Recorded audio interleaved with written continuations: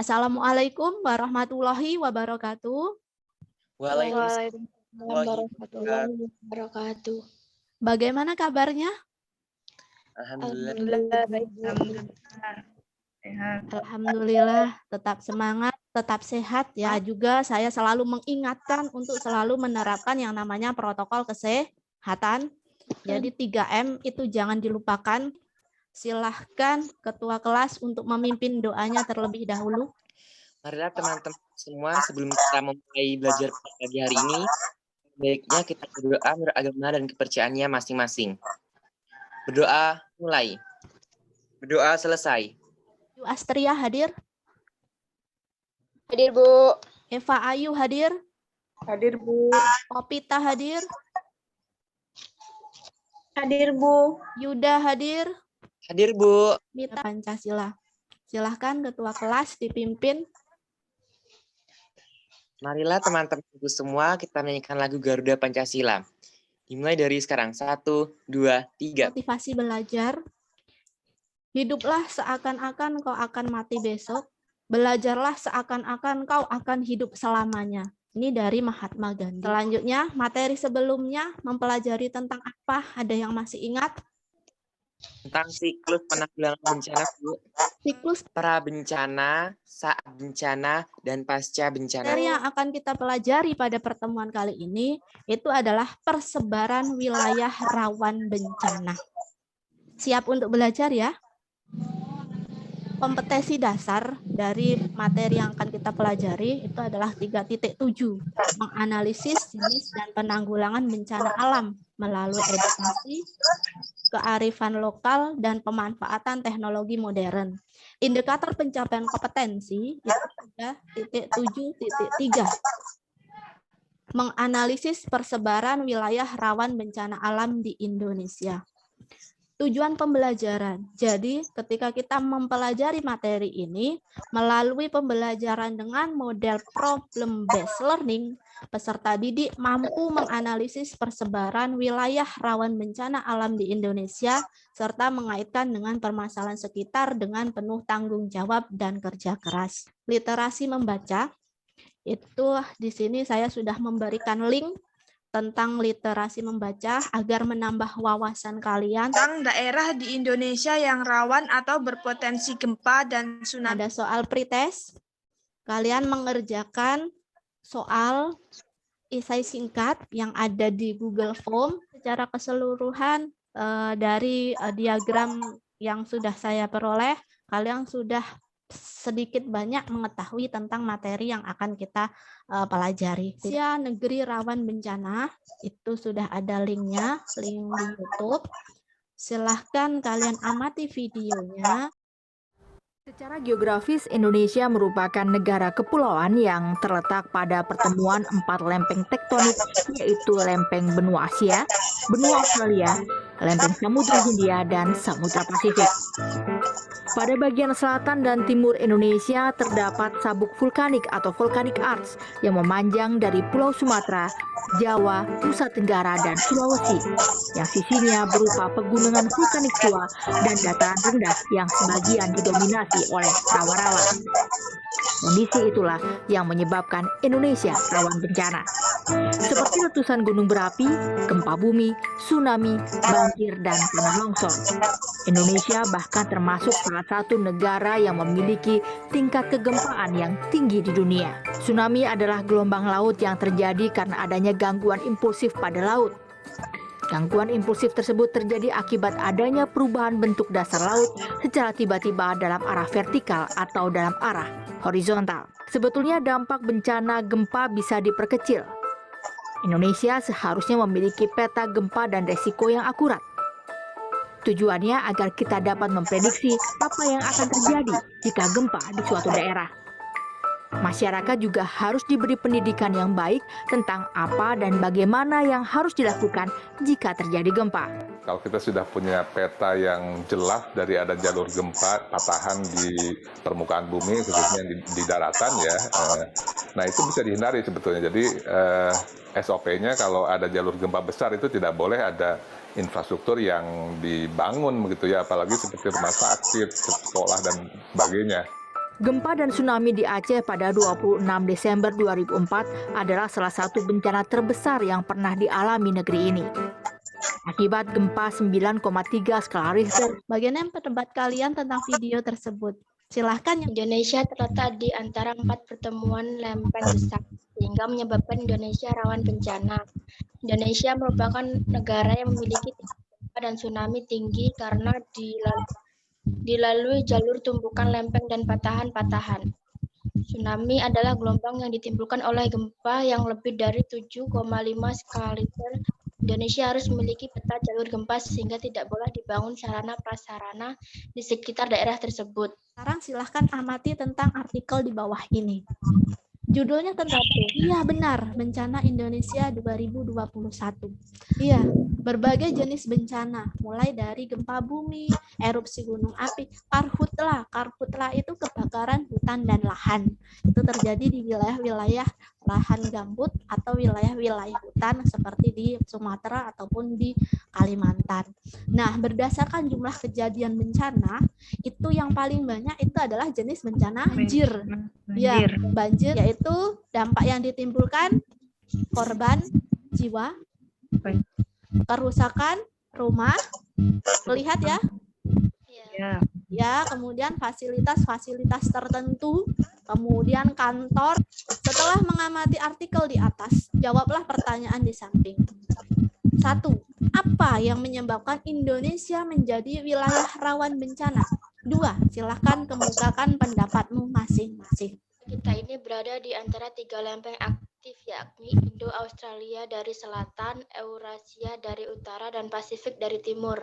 Keadaan ini pun mengakibatkan kondisi geologi di bawah permukaan Indonesia terus saja bergejolak setiap waktunya. Alhasil munculnya sebuah gunung api baru, gempa bumi, atau tsunami tidaklah bisa dihindari oleh masyarakat tanah air. Bahwa daerah rawan bencana itu adalah suatu kawasan di permukaan bumi yang rawan bencana alam akibat proses alam maupun non-alam. Ini ada tabel sebaran daerah bencana di Indonesia. Yang pertama itu ada bencana letusan gunung api. Itu kalian bisa lihat daerah persebarannya mulai dari Bali, Banten, Bengkulu, Jogja, sampai Sumatera Utara.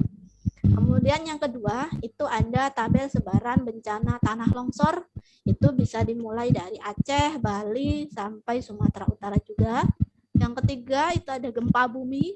Dimulai dari Aceh, Bali, Banten, Bengkulu, sampai juga Sumatera Utara.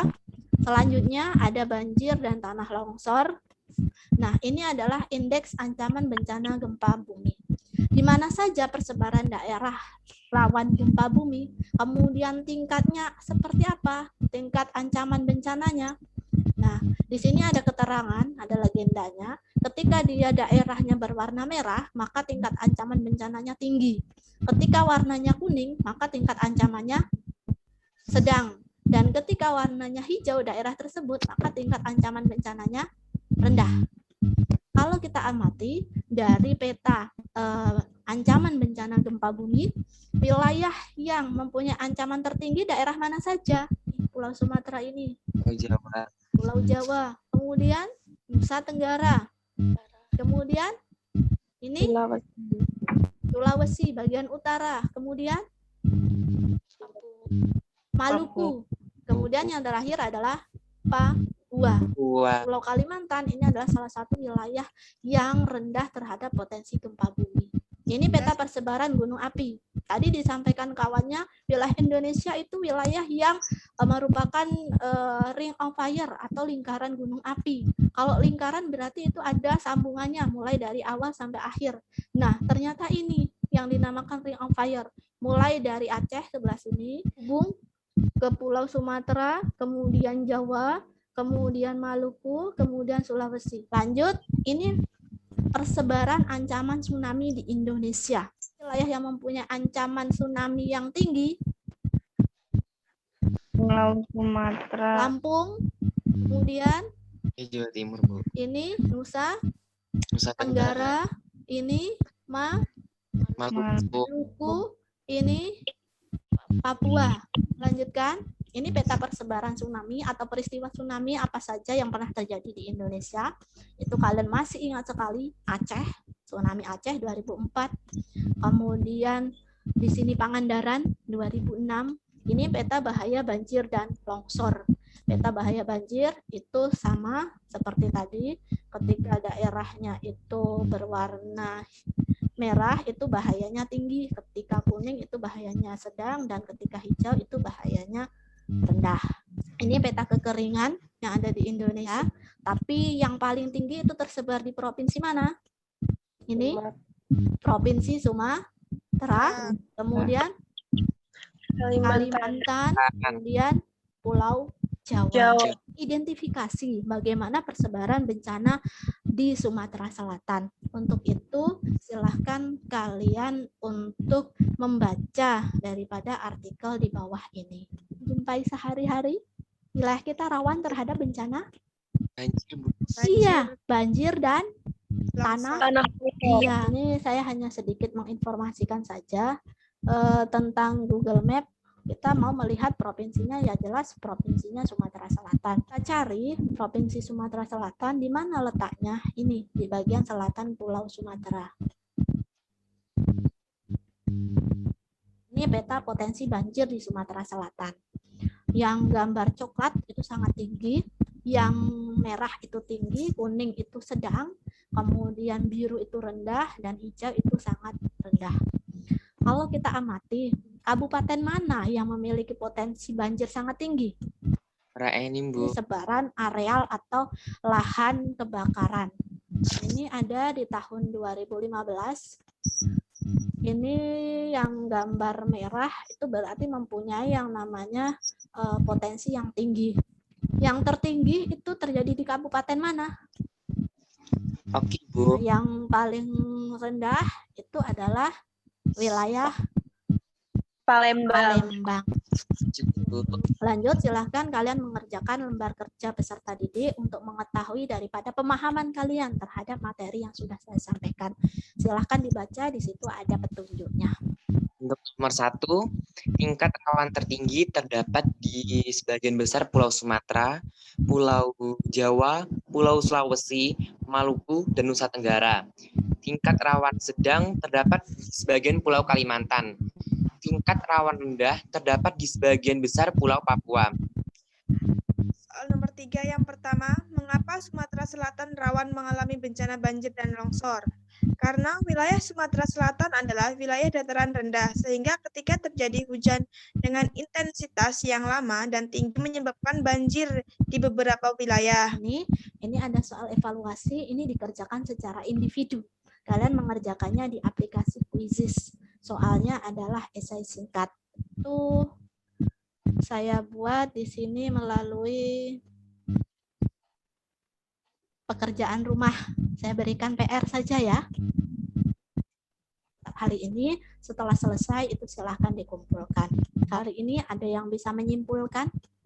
Daerah rawan bencana yakni suatu kawasan di permukaan bumi yang rawan bencana alam akibat proses alam maupun non-alam. Persebaran daerah rawan bencana hampir meliputi seluruh wilayah Indonesia dengan jenis berbagai bencana yang berbeda-beda seperti gempa bumi, tsunami, banjir, tanah longsor, kebakaran hutan, dan sebagainya. Dan setelah kalian mempelajari materi ini, diharapkan kalian mengetahui, tadi sudah melihat juga tentang peta, kalian sudah mengetahui daripada persebaran rawan bencana, kalian bisa tahu ancaman bencananya, jadi bisa untuk mawas diri atau berhati-hati ketika memang berada di wilayah yang rawan bencana tersebut. Baik, materi selanjutnya kita akan membahas tentang lembaga penanggulangan bencana di Indonesia. Silahkan kalian persiapkan untuk materi selanjutnya. Dipimpin duhanya ketua kelas. Bu, marilah teman-temanku semua sebelum kita mengakhiri kegiatan belajar pada pagi hari ini, alangkah baiknya kita berdoa menurut agama dan kepercayaannya masing-masing. Berdoa mulai, berdoa selesai. Terima kasih atas partisipasinya. Selamat bertemu di pertemuan berikutnya. Saya akhiri. Wassalamualaikum warahmatullahi wabarakatuh. Waalaikumsalam warahmatullahi wabarakatuh.